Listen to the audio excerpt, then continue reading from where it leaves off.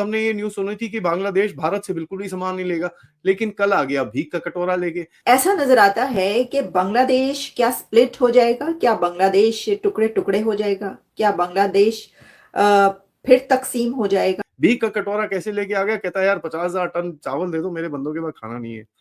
अब देखिए भारत ने अभी तक डिसीजन नहीं लिया है इसके ऊपर। रिपोर्ट आई है कि बांग्लादेश की सरकार चाहती है कि भारत उसकी 50,000 टन की मदद करे। এমনকি নিজেদের কোনো ভরসাস্থান না পেয়ে বিশ্বের সবথেকে দুস্থ দেশ পাকিস্তানের কাছে পৌঁছে গেল।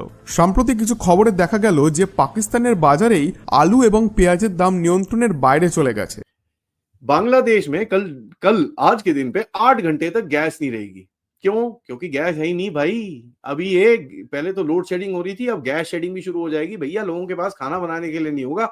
1971 से अब तक जो है इंडिया बांग्लादेश को हर जगह पे सपोर्ट करता हुआ है। आप देखिए बिजली जो है वो इंडिया से आती है, अडानी ग्रुप से आती है, खाने पीने की 40% चीजें जो है वो इंडिया से आती है। कल एक बड़ी इंटरेस्टिंग सी चीज हुई। यूपी के अंदर एक बंदा है शेख अताउल करके, जिसने बोला कि मैं योगी आदित्यनाथ को ठोक दूंगा। ठीक है, कहता है मैं बिस्मिल्लाह बोलूंगा और योगी की कुर्बानी दूंगा। पता चला वो बांग्लादेशी था। अब उसके पिछवाड़े में इतनी जोर जोर से लातें पड़ रही हैं। बिस्मिल्लाह बोलूंगा और कुर्बानी दे दूंगा। किसकी? योगी की। खुलेआम भैंस का गोश्त काटे हम लोग, खुलेआम भैंस का गोश्त काटे हम लोग, खुलेआम अजान चल रहा।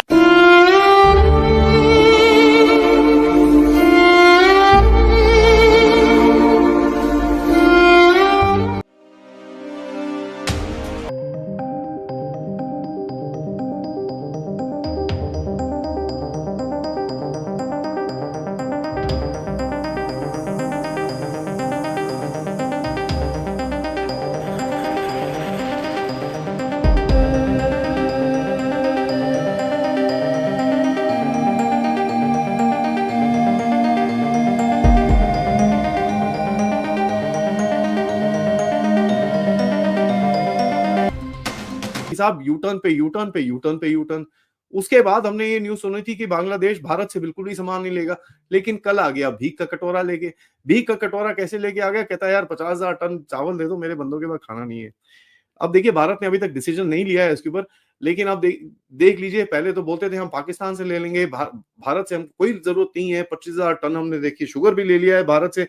तो यार आप ऐसा करिए ना, फिर ये चावल भी ले लीजिए पाकिस्तान से, प्लास्टिक का बना के आपको दे देंगे।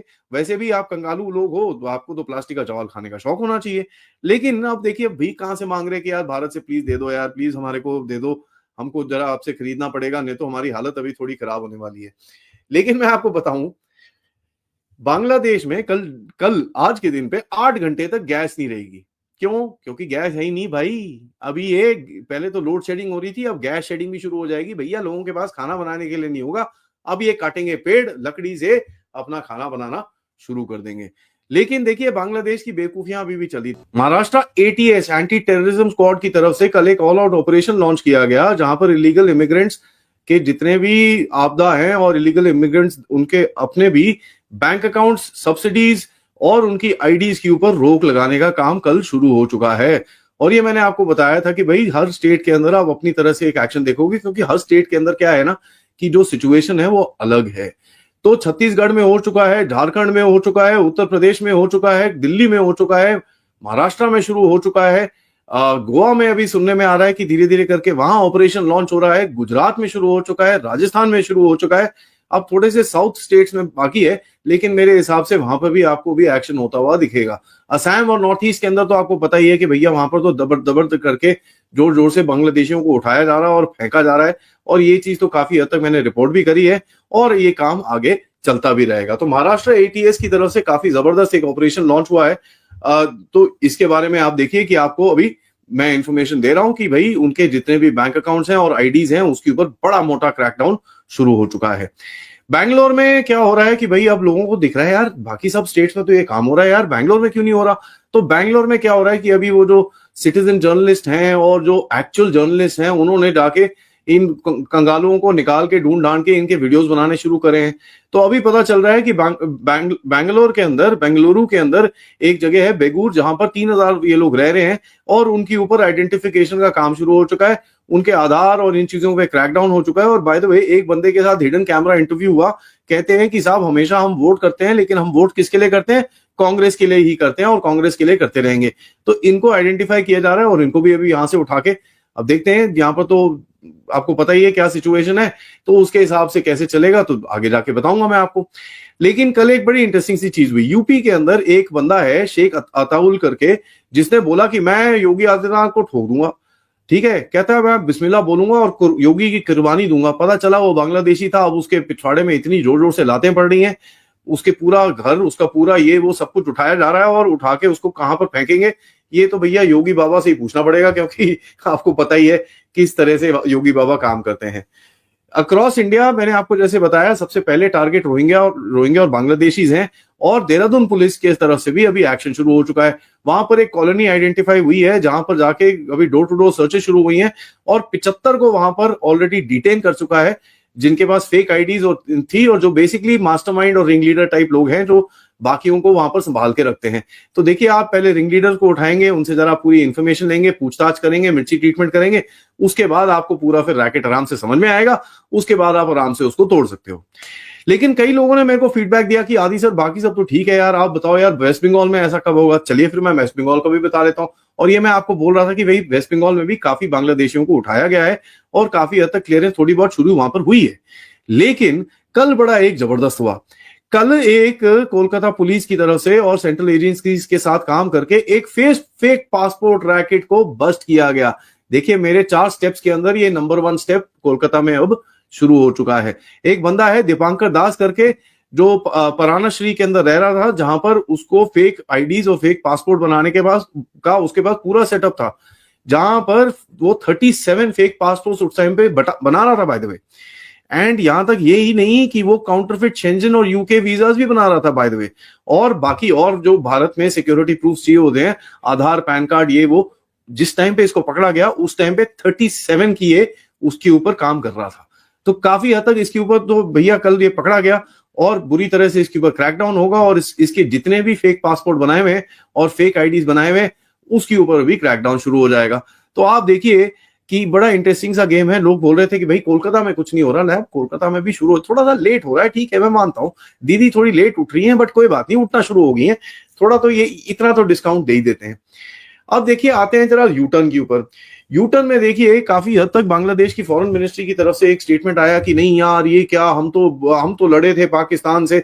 और क्या हुआ क्या है, मोदी साहब ने जो ट्वीट करी थी कि भाई भारत की जीत थी, नहीं, भारत की कैसे जीत हो सकती है, हम लड़े थे साथ में, हम ये किया था, हमने वो किया था, हमने पता नहीं क्या क्या कर दिया था। इन गधों को ये नहीं समझ में आता, बिना भारत के हेल्प के ये लोग पाकिस्तानी आर्मी के बूट के नीचे दब रहे होते आज भी।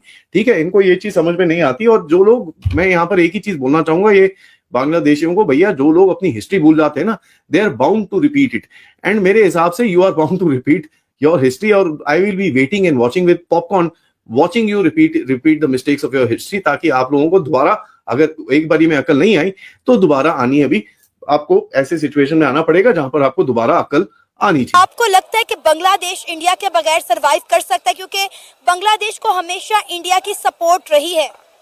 देखिए, नो डाउट इंडिया ठीक है, मतलब इकोनॉमिकली उनसे बेटर है, सारी चीज़ें हैं, लेकिन उसमें भी काफ़ी सारे इश्यूज हैं जो मतलब हसीना वाजिद को वो सपोर्ट करते हैं। तो ये एक फैक्ट है। दूसरा रिलीजियस फैक्टर है वहाँ पे वो, लेकिन ये है कि उनको अपनी पॉलिसी इंडिपेंडेंट बनाना पड़ेगी, फॉरेन पॉलिसी उनको और ऑप्शन देखने पड़ेंगे साउथ एशिया में। ठीक है, तो पाकिस्तान भी उनकी हेल्प कर सकता है, इसमें कोई इतना मसला नहीं है। चले बैन लगा दिया तो क्या हुआ, पर वो जो सूरत चल रही है ना बांग्लादेश के अंदर, वो इंडिया चाहता है कि जो मैंने अपना सरमायाकारी वहाँ लगाई हुई थी उसका मुझे बेनिफिट अब मिलना चाहिए था, तो वो हालात खराब हो गए वहाँ पर हसीना वाजिद के जाने की वजह से। अब वो चाहता है कि यहाँ एक मखलूक हुकूमत बनाई जाए जो हमारे मातहत काम करे। अब वो उनको नजर आ रहा है कि वहाँ पास कहते हैं खालिदा जिया की हुकूमत बनने वाली है, साथ जमात इस्लामी मिलकर हुकूमत बनाना चाहती है, इसलिए उनको सूरत वहाँ पर उनकी खराब है। अब उन्होंने ये चीज़ें शुरू कर दी हैं, उनके खाने पीने की अशिया बंद कर दी हैं, उन्होंने ड्रोन लगा दिए जी, उन्होंने भी अपनी बॉर्डर पर लगा दिए हैं, पर वो दिखावा है किस्म का, वो चल रहा है, वो तो एक दूसरे की तरफ से जगह चल रहा है। अब वो ये चाहता है कि इंडिया किसी भी तरह से मेरी जो वहाँ पर बनी हुई है, ग्रिप बनी हुई है, वो मजबूत रहे। वहाँ वो चाहता है कि मखलूक हुकूमत बने। सर बात ये है कि पंगे तो बांग्लादेश ले रहा है, इंडिया ने तो पहले कोई एक्शन लिया ही नहीं है। जो कुछ कर रहा है बांग्लादेश खुद कर रहा है। बांग्लादेश ने पहले जो है वहाँ पे हिंदू कम्युनिटी को टारगेट किया, उनके घरों को जलाया, दुकानों को लूटा, खवातीन के रेप किए, बच्चों को तशद्दुद का निशाना बनाया। फिर इंडिया के बॉर्डर पर जाके ड्रोन लगा दी। इंडिया को खुद बोला कि भाई अपने प्रोजेक्ट बंद करो। तो सारा कांड तो मैं कह रही हूँ बांग्लादेश खुद कर रहा है। देखो वो इसलिए कर रहा है ना कि अब जोर जो डला हुआ है कि जो हमारे सरमायाकारी जो हमारी लगी हुई है, अब ये क्या काम हो रहा है यहाँ पर।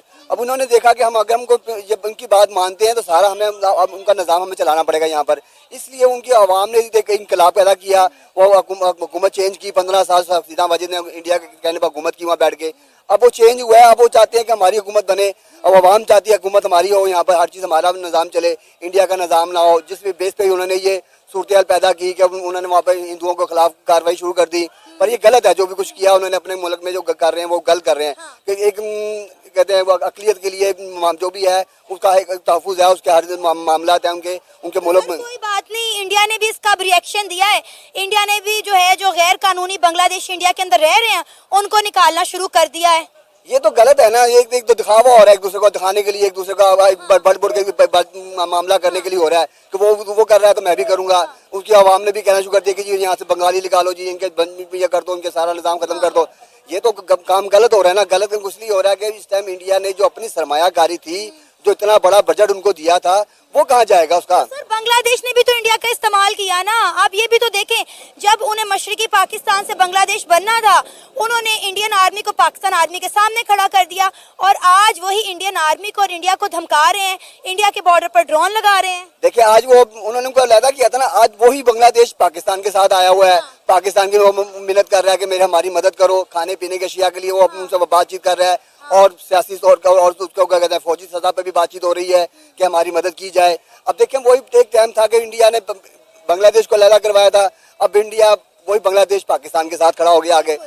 अब ये देखें कि बांग्लादेश हर सतह के ऊपर उन्होंने इंडिया का बड़ा साथ दिया था। अब आगे जो मामले हो रहे हैं, अब वो ये मामले हो रहे हैं कि खालिदा जिया जो हुकूमत करना चाह रही हैं, अब आना चाह रही हैं, अब वो हसीना वाजिद के लिए परेशानी का बाइस बनेगी।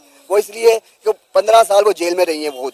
अब अगर वो जेल से बाहर आई हैं तो अब उन्होंने भी आगे जब हुकूमत करनी है तो उनके लिए हसीना वाजिद के लिए परेशानी करनी है उन्होंने। इंडिया का ये चाहता नहीं है। इंडिया ने 15 साल उनको हुकूमत करवाई है, हसीना वाजिद के सारे हर तरीक़ेकार को हैंडल किया हुआ था उन्होंने। बांग्लादेश ने तरक्की भी तो की ना शेख हसीना वाजिद के टेन्योर में। आप देखें कि टके की वैल्यू कितनी ज्यादा थी, उनकी मौशियत आप देखें कि पाकिस्तान से कितनी ज्यादा बेहतर थी। टेक्सटाइल इंडस्ट्री पाकिस्तान में नहीं लगती थी, बांग्लादेश में जाना प्रेफर करती थी। अब बांग्लादेश वहाँ यही देखती थी कि ये हमारा सारा मामला जो ना इंडिया हैंडल करता।